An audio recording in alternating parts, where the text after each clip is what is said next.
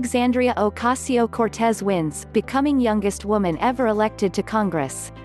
Progressive Democrat Alexandria Ocasio-Cortez won her race for a U.S. House seat in New York's 14th District on Tuesday, becoming the youngest woman ever elected to Congress. The 29-year-old political newcomer made headlines nationwide in June when she unexpectedly defeated 10-term Rep. Joe Crowley in the Democratic primary.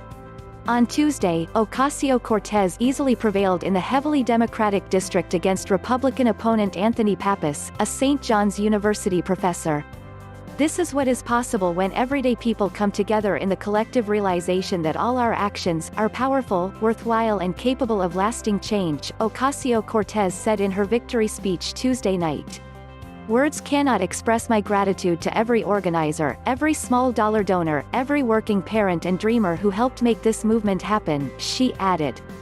And that's exactly what this is, not a campaign or an election day but a movement, for social, economic and racial justice.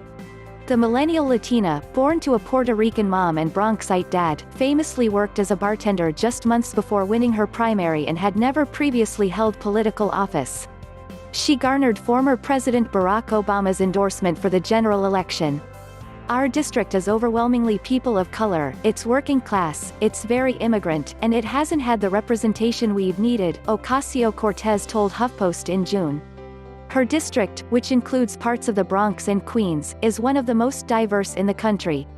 A member of the Democratic Socialists of America, Ocasio-Cortez is part of a wave of progressive Democrats promising to push the party establishment further left.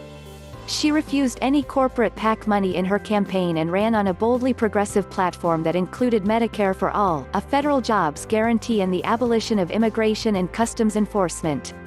Since her primary win, Ocasio-Cortez has been attacked by right-leaning media pundits, including a Daily Caller editor who called her populist lines, such as calling for a living wage, truly terrifying.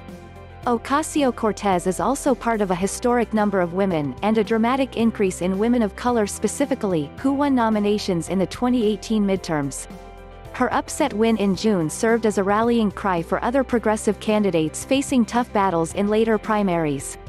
Ocasio-Cortez is one of several women who made history Tuesday night, including Rashida Tlaib in Michigan and Ilhan Omar in Minnesota, now the first Muslim women elected to Congress, and Ayanna Pressley in Massachusetts, now the first black woman elected to Congress in her state. Alexandria, Ilhan, Ayanna. I love these names. Tlaib said at a September summit celebrating women of color in politics. Yes, you're going to have to learn how to say our names.